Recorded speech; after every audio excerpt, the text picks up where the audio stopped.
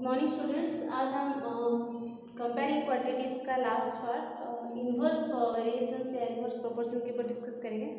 हमारे जो last topic था वो डायरेक्ट वेरिएशंस के ऊपर था। डायरेक्ट वेरिएशंस मीन्स जब आप दो कंपेयरिंग क्वांटिटीज़ को कंपेयर करते हैं, अगर वन की वैल्यू अकॉर्डिंगली सेकेंड के साथ इंक्रीज या डिक्रीज होता है simultaneously, then it is direct variations. जब कॉस्ट या नंबर ऑफ आइटम्स को हम कंसिडर करते हैं देन ये डायरेक्ट वेरिएशंस में आता है। आज हम देखेंगे इनडायरेक्ट वेरिएशंस या इन्वर्स वेरिएशंस। दैट मीन्स जब आप दो कंपेयरिंग क्वांटिटीज़ को कंपेयर करते हैं, देन अगर वन क्वांटिटीज इंक्रीज होता है, सेकेंड सेम कंडीशंस में सेकेंड डिक्रीज होता है या उसके वाइस वर्सा होता है, वन इंक्रीज होगा दूसरा डिक्रीज या दूसरा डिक्रीज होगा तो नेक्स्ट इंक्रीज होगा, तो इस सब कंडीशंस को हम इन्वर्स वेरिएशंस या इनडायरेक्ट वेरिएशंस बोलते हैं।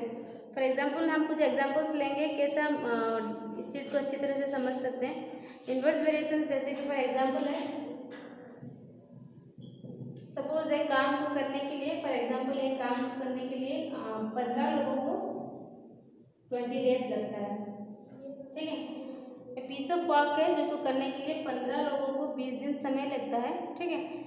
जब यहाँ पे हमने नंबर ऑफ पर्सन्स को माइनस कर दिए, मतलब घटा दिया, यहाँ पे 15 लोग हैं, यहाँ पे हमने 5 लोगों को निकाल दिया, सिर्फ 10 लोगों को काम करने के लिए 10 वर्कर्स। पहले 15 लोग थे जो कि एक पीस ऑफ वर्क को काम को 20 दिन में कंप्लीट कर रहे थे। अभी हम यहाँ पे नंबर ऑफ वर्कर्स को घटा दिए हैं, 15 से हमने नंबर ऑफ वर्कर्स को 10 कर दिए हैं, ठीक है। जिसकी वजह से यहाँ पे जो डेज है वर्कर्स कम हो गए, मीन्स काम और ज़्यादा दिन तक चलेगा, एक्सटेंड हो जाएगा। तो इस कंडीशन में हम क्या करेंगे, यहाँ पर number of days mostly increase हो जाएगा, ठीक है। क्योंकि जितना काम 15 लोग कर रहे थे 20 दिन में, वही काम अगर लोग वहाँ से हटा दिए 10 लोगों को ले आए तो काम बहुत दिन तक चलेगा। दैट मीन्स यहाँ पे नंबर ऑफ पर्सन्स जब डिक्रीज हुआ तब वहाँ पे नंबर ऑफ डेज इंक्रीज हो गया।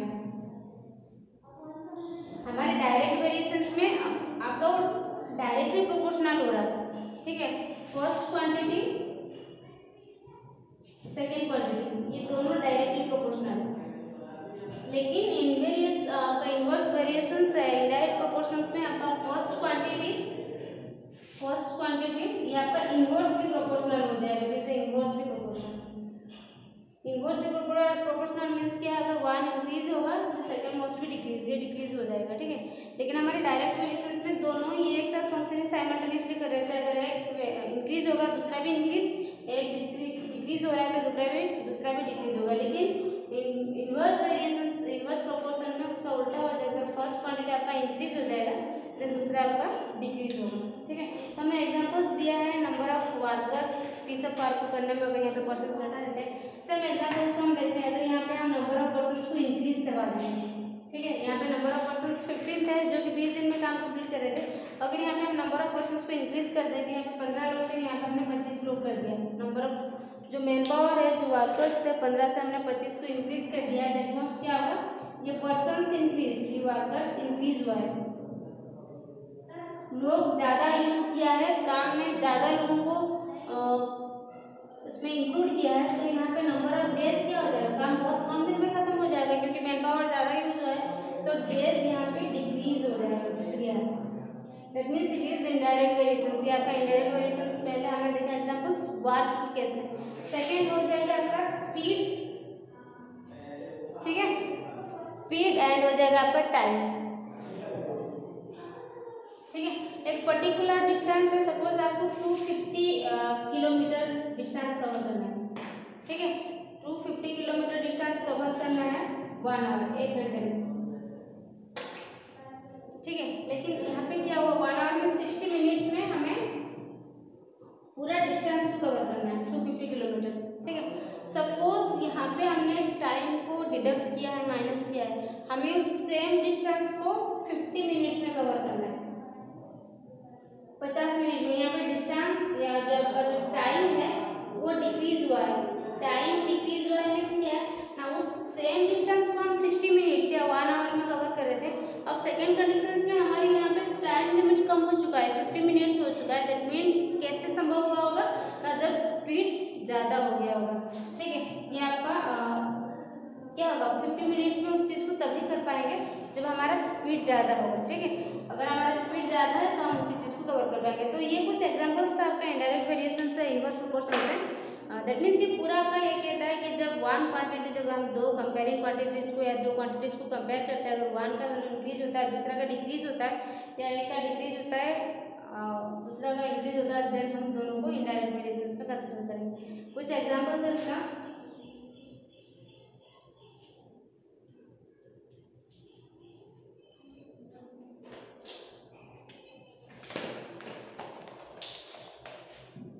If 35 men can read a field in 8 days, if 35 men can read a field in 8 days, then in how many days? Then in how many days? कितने दिन में 20 men can read the same field। तो ये question है related, मैंने कहा था जब हमारे पास वाक्स रिलेटेड कुछ क्वेश्चंस आएगा देन इनडायरेक्ट वेरिएशंस में हो जाएगा directly.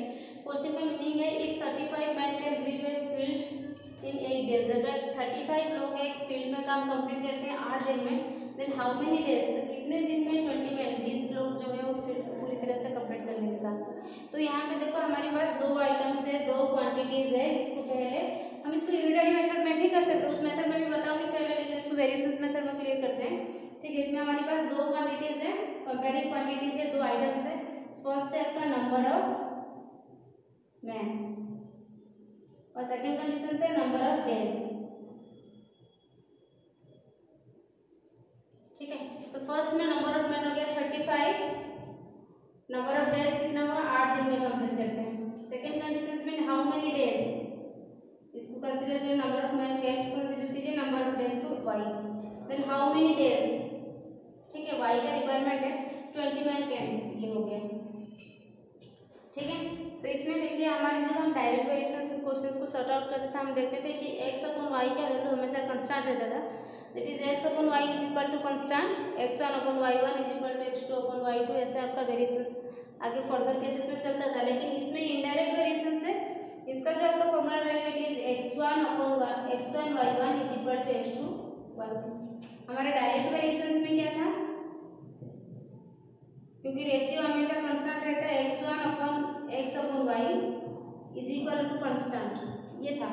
That means x1 upon y1 is equal to x2 upon y2 is equal to x3 upon y3, हमेशा एक कांस्टेंट वैल्यू कैरी करता था। लेकिन इनडायरेक्ट वेरिएशन से मल्टीप्लिकेशन बराबर होगा, इसका रिजल्ट हो जाएगा, इसका जो फॉर्मूला है x1 y1 is equal to x2 y2।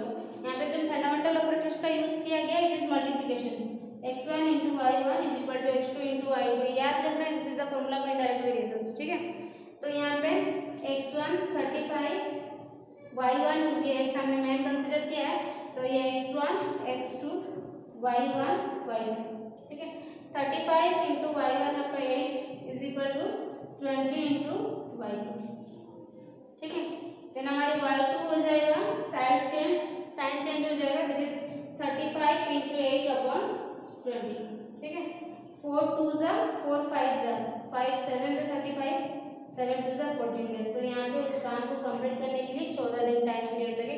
यहाँ पे और एक चीज़ यहाँ पे मेंशन कर दीजिएगा, जब भी यहाँ पे कंपेयरिंग क्वांटिटीज का टेबल बनाएगा यहाँ पे ये लिखिएगा जो नंबर ऑफ मैन डिक्रीज हुआ है, number of man decrease, hence number of days increase, क्योंकि लोग मैन पावर कम हो गया तो नंबर ऑफ टाइम जो टाइम टेकिंग पीरियड है वो ज़्यादा लगेगा। Number of days increase, this is indirect variation, ये आपका इनडायरेक्ट वेरिएशन है। देन फॉर्मूला यूज करके हमें पुट अप करना है, ठीक है। ये आपका वेरिएशंस मेथड में जाएगा। सेम क्वेश्चंस को जब आप यूनिटरी मेथड में करेंगे तो इसको कैसे सॉल्व किया जाएगा, क्योंकि लास्ट जो हमने डायरेक्ट वेरिएशंस किया है तो उसमें भी हमने यूनिटरी मेथड को यूज करके किया था। मैंने कहा था अगर स्पेसिफिक आपके पास क्वेश्चंस आए by using the variations method हम वेरिएशंस करेंगे, नहीं तो इसको हम आइदर जैसे एज यू विश जिस प्रोसेस में करें वो अच्छा लगेगा। देखो इसको अगर यूनिटरी मेथड में करेंगे 35 man can complete in 8 days। ठीक है, इसके बाद यूनिटरी मेथड मीन्स पहले हमें 1 का कैलकुलेट कर रहा है, then 1 man can complete. General process में हमारे पास डिवाइड होता है जब आप यूनिटरी मेथड्स को करते हैं, लेकिन यहाँ पे क्वेश्चन को समझे 35 लोग 8 दिन में इकट्ठा करेगा, एक इंसान करेगा तो ऑब्वियसली ज़्यादा दिन में कंप्लीट करेगा, क्योंकि वो आप 100 स्पीड टाइप के मैंने कहा था इनडायरेक्ट वेरिएशन से, तो 1 के लिए यहाँ पे डिवाइड नहीं मल्टीप्लाई हो जाएगा। देन आपका 20 मैन कैन कंप्लीट। तो यहाँ पे नंबर ऑफ पर्सन एक था, ज़्यादा दिन लग रहा था, जब यहाँ पे नंबर ऑफ पर्सन 20 हो गया तो नंबर ऑफ डेज घट जाएगा, तो हो जाएगा इस कंडीशन में यहाँ पे डिवाइड करेंगे। डायरेक्ट इनडायरेक्ट में यही डिफरेंस है, यूनिटरी मेथड 1 के लिए वहाँ पे डिवाइड होता था, यहाँ पे मल्टीप्लिकेशन, और ज़्यादा के लिए वहाँ पे मल्टीप्लिकेशन, यहाँ पे डिवाइड फॉर्म में आ जाएगा। ठीक है, इसके बाद 5 7 जा 5 4 जा 14 डेज। ठीक है, तो सेम क्वेश्चन से हो सकता है हम इसको वेरिएशंस मेथड में करें, नहीं तो यूनिटरी मेथड में करें। ठीक है, then the next example important है और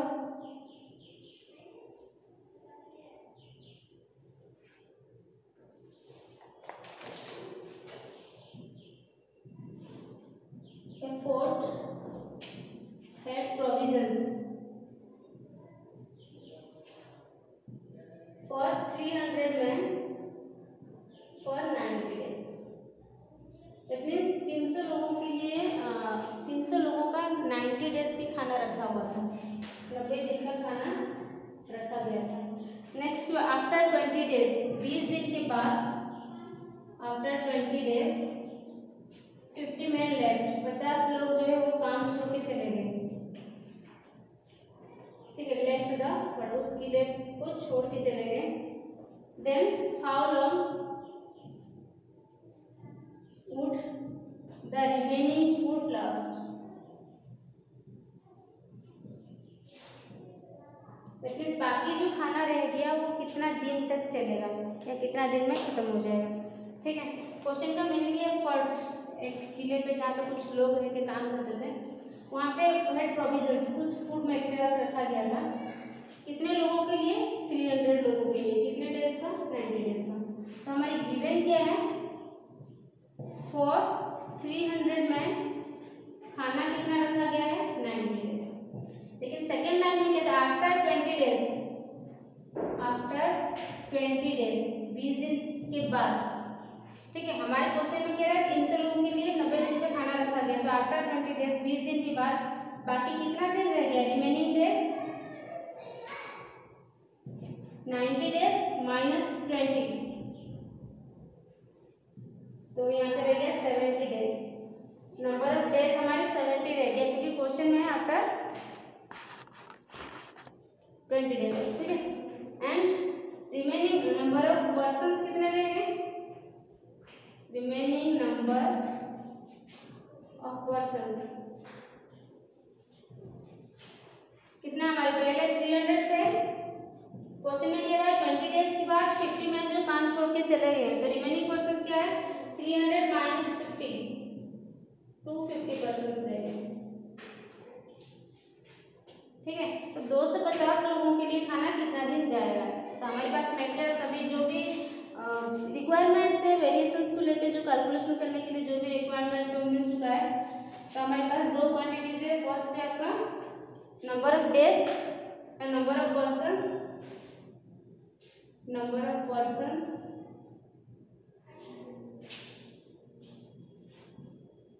नंबर ऑफ डेज।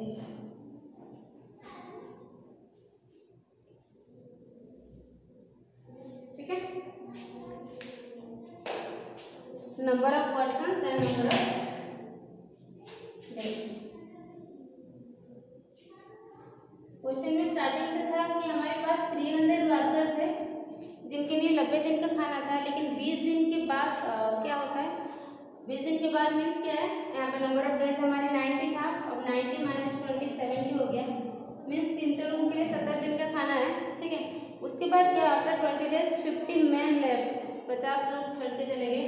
यहाँ पे पहले 300 थे और 50 चले गए हैं, 300 माइनस 50 250 है, तो 250 लोगों को लिए वो खाना कितना दिन तक चलेगा? ये ठीक है, तो यहाँ पे हमें मेंशन करना है, मैंने कहा उसको मेंशन कीजिएगा नंबर ऑफ पर्सन्स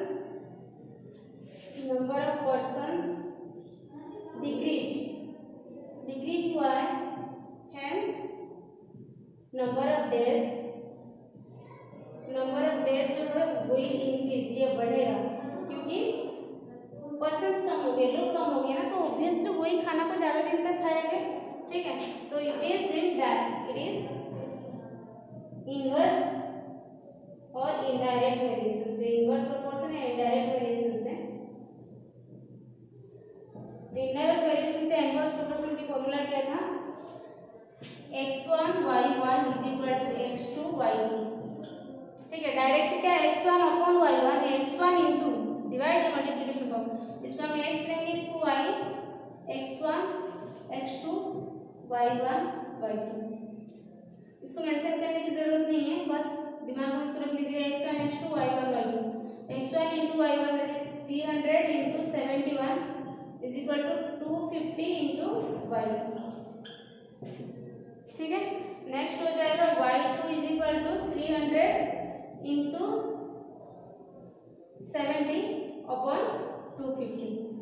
मल्टीप्लिकेशन है, जब y को कन्वर्ट करना है, ये साइड से साइन चेंज हो जाएगा, मल्टीप्लिकेशन आपका डिवाइड फॉर्म में हो जाएगा, 0 0 कैंसिल, 5 5 जा 5 60।